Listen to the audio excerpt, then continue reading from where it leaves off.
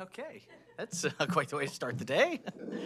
Uh, Cracked your head and poured state government into it. That is interesting. Right. Oh, that's fair. That's fair. Yes, the very beginnings. It's there's a lot going on in all the ways.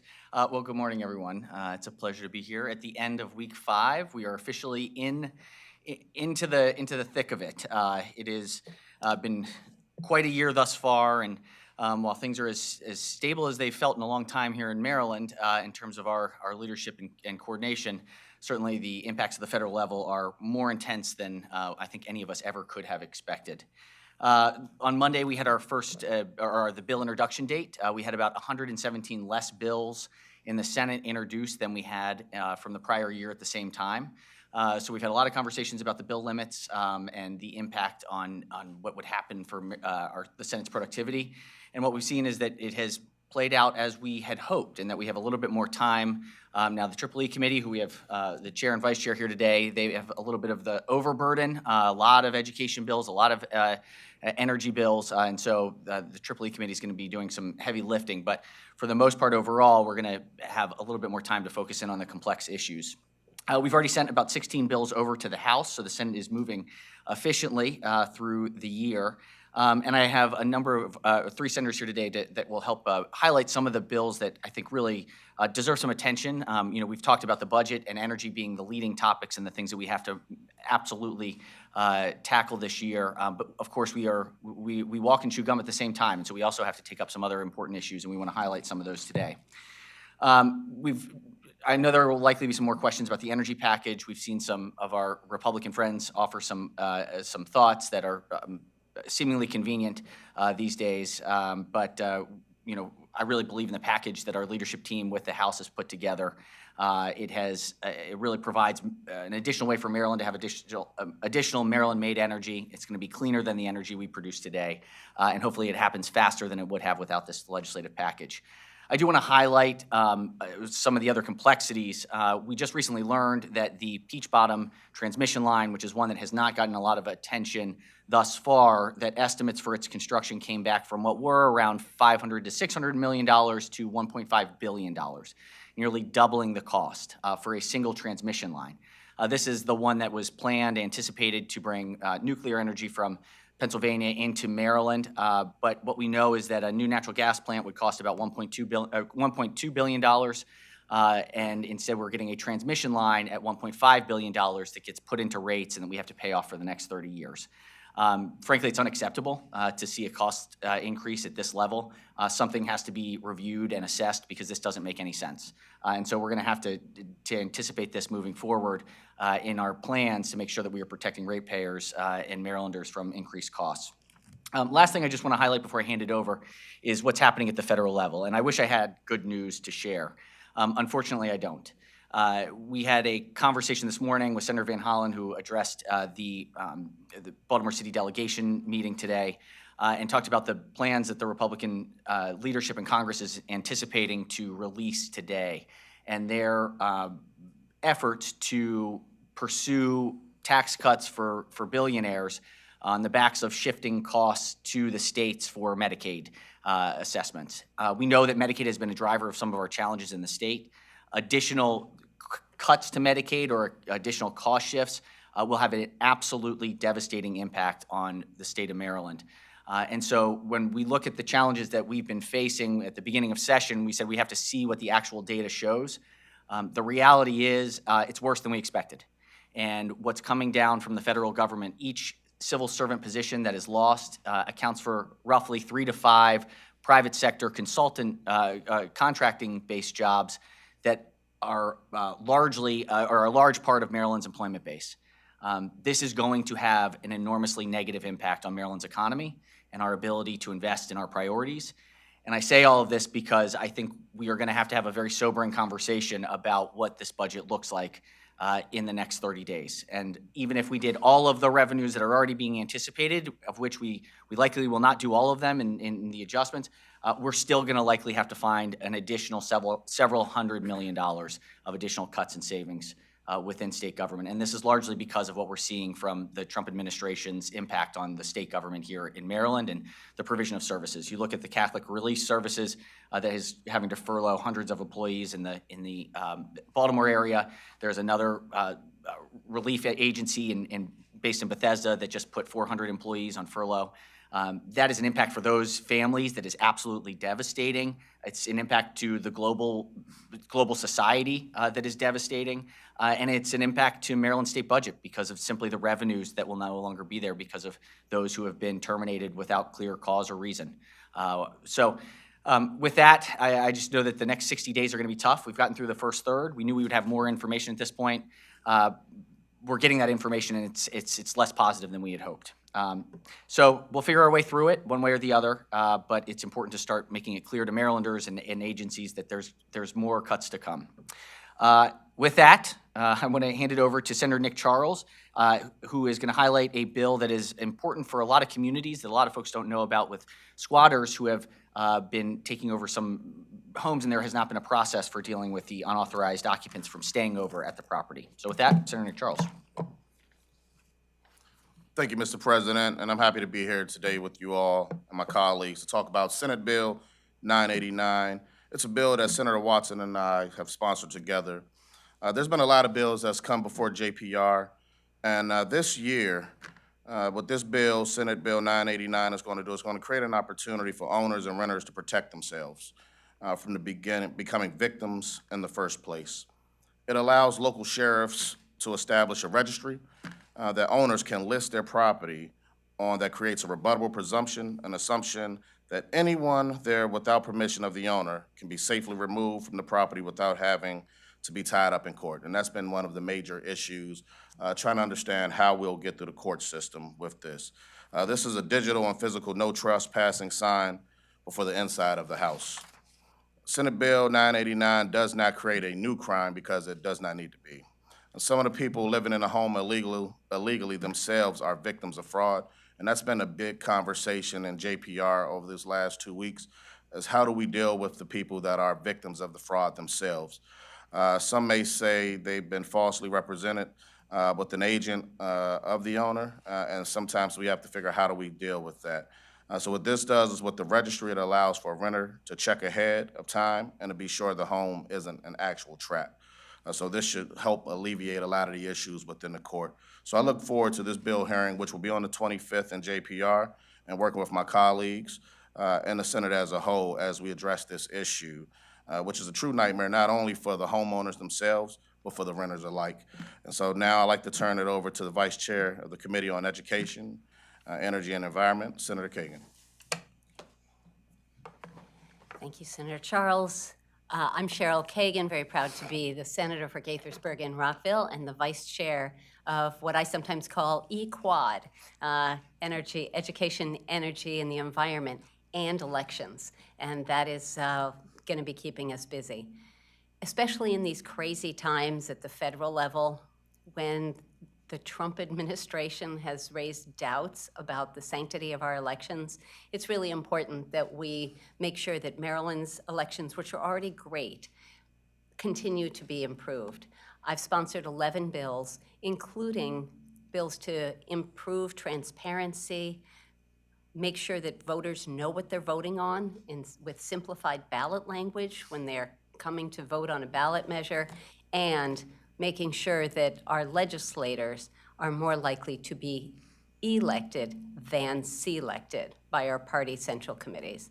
Several of these have passed the Senate. We are hoping that they will move forward in the House, and there are continuing to be a lot of other issues. I'm happy to take any questions about this, but bottom line is Maryland does a great job with our elections at the state level, as well as in our 24 county jurisdictions, but there's always room for improvement. Thank you. I'm delighted to pass it on to my chair and my friend, Brian Feldman, the chair of EEE. Well, thank you, Cheryl. Let me just, I think it's important, I always like to outline that although the title, I mean the broad jurisdiction of the committee, okay? So it's, we've got the titles of education, energy, and environment, but in fact, the jurisdiction extends, I gotta go to roll it out, cybersecurity, data centers, affordable housing, natural resources, and election law. more bills than any, for that reason, more bills than any other committee in the General Assembly. We're sitting right now with 342 Senate bills in the committee. We're off to a good, strong start, building on a very strong 2024 session where a lot of the heavy lifting bills, if you go back, came out of the EEE committee. I think the Senate President made the point after the budget. I think this session largely will revolve, I think the hottest issue is energy policy. And so we started with briefings from the Public Service Commission, Maryland Energy Administration. We have new reports from the PJM grid operator on some things, updated modeling relating to the urgency of us acting to address our resource adequacy issues this session. Earlier this week with the Senate President and Speaker and C.T. Wilson and others, many of you attended the press conference where we rolled out a leadership package of 3 bills. But I want to say there are numerous other energy bills other senators have brought in, and we're actually going to have hearings on some of those as early as this week. Let me just also, on the energy stuff, I actually happen to chair a national task force on energy policy and energy supply at NCSL. And I do think it's important so I have a national perspective, and the issues that we're facing here in Maryland are not unique to Maryland. A lot of these are issues that are being confronted and faced by states all over the nation in different ways. On education, we have jurisdiction both K through 12 and higher ed, and so we got briefings from the Accountability Implementation Board, the State Department of Education, the superintendents came to the committee. The governor does have legislation proposing several adjustments to the blueprint, Senate Bill 429, the Excellence in Maryland Public Schools Act. We're going to do a joint hearing with the Budget and Tax Committee on February 19th, and it has a lot of provisions. We also, on higher ed, got a briefing from the chancellor and the University System of Maryland about the impact of potential cuts. On the environmental front, I want to commend the Senate President for putting energy and environment in the same committee. It wasn't always that way. You can't really decouple those issues anymore. In the House of Delegates, it's 2 separate committees, economic matters, environment. I think it makes tremendous sense in it. And so on that front, we have some issues dealing with the building energy performance standards that are a bit of an outgrowth of the Climate Solutions Act. So there's some litigation out there. In any event, there could be some modifications to that. The issue of electric vehicles, we had a briefing with the Environment and Transportation Committee a couple of weeks ago, and that is a complicated issue. So right now, President Trump has asked, so we have adopted the California Advanced Cars 2 model here in Maryland, and taking advantage of an option available to states to use the California model or federal law. Anyway, the Trump administration has asked its EPA, its newly minted EPA Director Zeldin, former congressman, to get rid of the California waiver. And there is some sense that within the next couple of weeks, he may agree to that. There's some legal issues about whether they can do that, but the bottom line is, if that happens, that will have major impacts on our electric vehicle deployment and the model and the percentages and all the like. If that doesn't happen, there could be some modifications there. On Chesapeake Bay, we had a good briefing on bay restoration. The governor does have a piece of legislation, the Chesapeake Bay Legacy Act, Senate Bill 428, that's going to be heard on February 11th. Does a lot of things on bay. A topic a lot of folks don't know that we even have jurisdiction over is affordable housing. Last session, we tried to tackle, the governor did with package, but to deal with our 100,000 unit housing shortage. Last year's bill dealt with some incentives for new affordable housing in exchange for increasing density for our developers. This year, the governor does have another bill, Senate Bill 430, the Housing for Jobs Act. And the goal of that bill, like the bill last year, is spur the production of more housing, bring the cost of housing down. It's basically to match where are the jobs in our state, where is the housing, and if there's a gap, try to close that gap. So that's the goal of that bill, and that will be heard soon. And as Senator Kagan mentioned, election law, filling legislative vacancies. So I'll stop there, but we have a lot on our plate, a lot of broad jurisdiction, and we're going to be super busy. So with that, I'll yield back to the Senate President. Questions? Mentioned the tax and revenues issue. You said hundreds of millions. What do you think the number is right now where we stand today? What's that number gonna look like, and what's the mix that you think you're gonna have, the legislature's gonna have to come in with in terms of additional revenues versus additional cuts? Yeah, I think we're going to have to really look at deeply at cuts. I think there are a lot of agencies and entities out there that, the governor did a great job trying to balance everything. As we're starting to get some of these projections of what could be coming down the pike, be it with shifts in costs from Medicaid, with the impact of terminations of federal employees, and then therefore the termination of related contractors that are associated with those civil servant jobs, it's looking a lot deeper.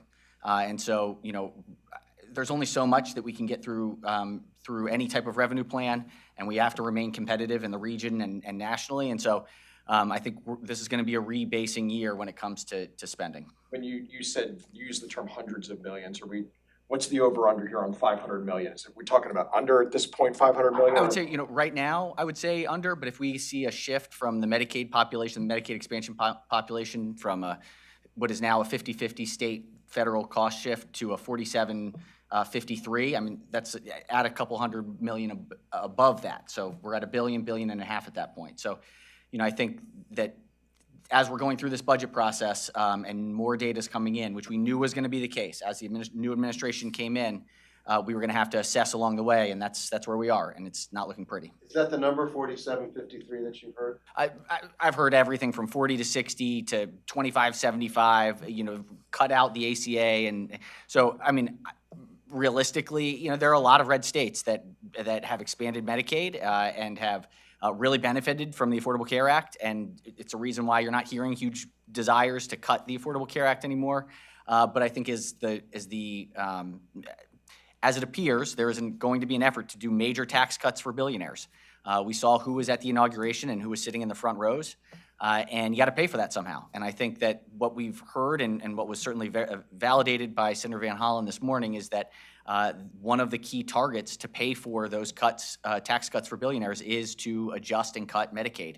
And you can do it by cutting services, or you can do it by shifting the cost to the states. And I have a feeling that the effort is going to be to shift the cost to the states. We'll see more today, but and there's going to be two separate parts of these bills, but no matter what, it doesn't look pretty. Mr. President, are there on the concerns? Just to follow up on the Medicaid, thank you. To follow up on the Medicaid, obviously it's changing and we don't know exactly where they're going to do, but what's the best estimate in terms of dollars that Maryland could be losing on Medicaid? I wish I could give an exact answer. It just so depends on what the ultimate landing spot is. I mean, what we know right now is that we were roughly a little bit 1.1 billion over in projections. Some of it had to do with enrollment, some of it had to do with the acuity of care. There's a number of different spots where this is hit. The cost shift is really what I'm most concerned about. We have to deal with the issue of the spending above projections, no matter what. We have to. What is uncertain is what happens with the cost shift. Thank you. Mr. President, thank you. Are there concerns, given the uncertain climate in D.C., that the key bridge funding could be in jeopardy, even for something as trivial as changing the name of the bridge? And a House has introduced a bill, I think they had a hearing on it not too long ago, that would simply add the word memorial to the name.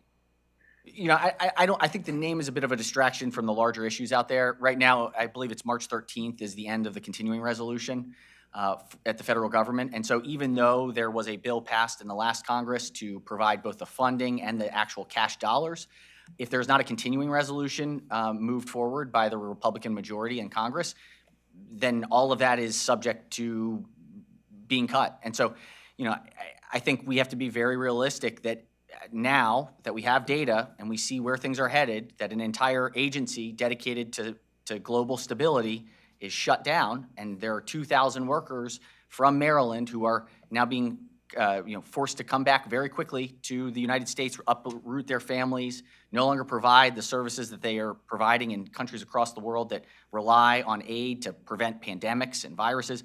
Those folks have had to stop doing that work. They've stopped publishing data. They've stopped working on public health. And there are huge consequences for that. And so, and the Republican majority has not moved forward or come to consensus a month away from how they're going to fund government beyond that. So everything's on the table, sadly. I will still feel confident that hopefully reason prevails and that folks who rely on, there are a number of states out there that rely on these same resources that Maryland does. And so, you know, I hope my colleagues in other states will feel this similarly. If anyone wants to add anything.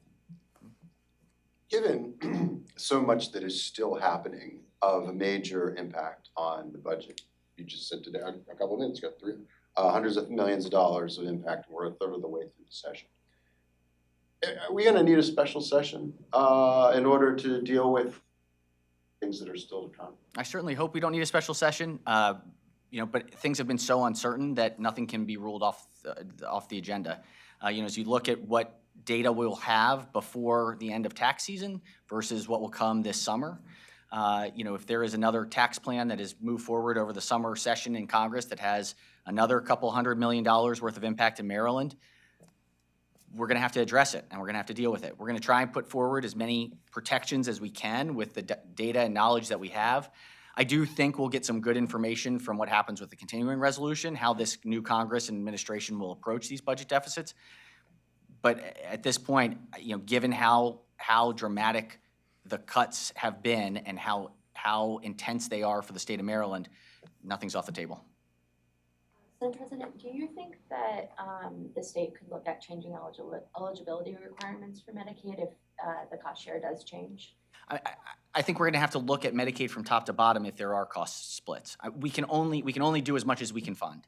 And so if we see a significant change in cost splits, we're going to have to look at eligibility, and we're going to have to look at ways to maybe enhance the healthcare access fund and make sure that we are trying to provide as much private access as may be available.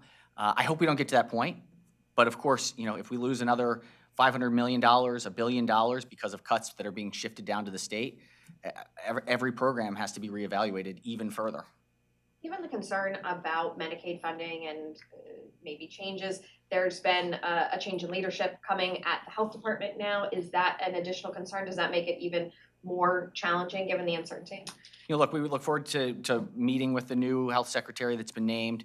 Certainly, we want to have conversations with that person before confirmation hearings.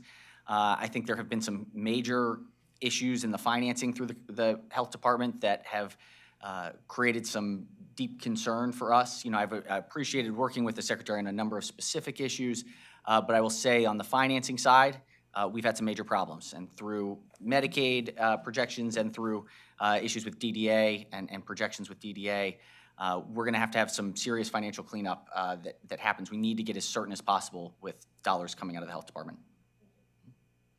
How much can the state absorb in federal actions before you think it gets to the point where Maryland has to start touching some of the things that you've said that you don't want to touch, like Medicaid and moving patients back off of Medicaid, or some of the other things that we sort of consider, that legislators consider their core values. How much can Maryland absorb before we have to start looking at cutting those? Not much more than where we are currently. And I would say even at this point, we're looking through each of these programs and making sure that we are getting the highest and best value that we can, because it's going to get tighter and tighter. I have a question for Chair Feldman. We've exhausted this topic. On the energy package that was unveiled this week, there's contemplation of coming up with new generation in Maryland. Right. Is this something that you and other leaders have spoken with industry about? Is there real interest in that sector in coming up with new energy? I would say the answer is yes. I mean, we wouldn't have put it in there just without having those conversations. I mean, look, I think the bottom line, one of the big problems, I mean, Senate President just talked about the cost of transmission line. One of the big issues is we import a tremendous amount of energy into the state. 40% of the power in the state we have to get from elsewhere. And one way you got to get there from Pennsylvania or anywhere else to the state of Maryland is through transmission lines. And so it builds on the cost. So the in-state generation issue is one of the things that we need to, I think, emphasize this session, and the package that we rolled out this week attempts to do that. So yes, now there's different issues there about who will do the generation and that kind of thing, and we're going to work through those issues. I want to emphasize also that when you saw that with the press conference, I think I made this statement on Monday, a lot of close coordination between the House and Senate. When we actually do that package of bills for a bill hearing. We're going to do it together in a joint hearing, and I think that is a message that's important. So there's a lot more coordination, I think, this session than in the past. But yes, I think, I'll just make this point. The energy sector, I think, has hired almost every government relations person in Annapolis to weigh in on these issues. Yes, industry has been heard loud and clear, and I would say different component parts of it. You can't just lump industry into one fell swoop. So yes, the answer to that is absolutely yes, and in-state generation is part of the answer moving forward. Can you share any information about what companies might be looking at in-state generation and where? Well, I think the bills go to sort of different parts of the equation. We've got a study in the language, I think, in the bill that I've put in with C.T. Wilson, that will study the possibility of even our incumbent utilities getting back into the space. We've got the existing folks, like Calvert Cliffs is a nuclear power facility that generates 40% of the power in our state. With some retrofitting, we're told, of those existing 2 reactors, we could generate something like 180 new megawatts of energy, of nuclear energy. And so I think it's looking at what is in place right now, whether it's upgrades and that type of thing, looking at things that maybe we didn't look at after 1999. I think all things are on deck to get to the point, along with the idea of in-state generation, some of the regulatory hurdles that we have. We do not have a good reputation in terms of siting and permitting, and then one of the bills specifically tries to help on that front. We need out-of-state developers to come in and be willing to site projects here, and I think that they're going to be much more willing to do that if some of the provisions of particularly the siting bill, which is the bill that I introduced with Chair Wilson, and that's, I think, the goal of those bills.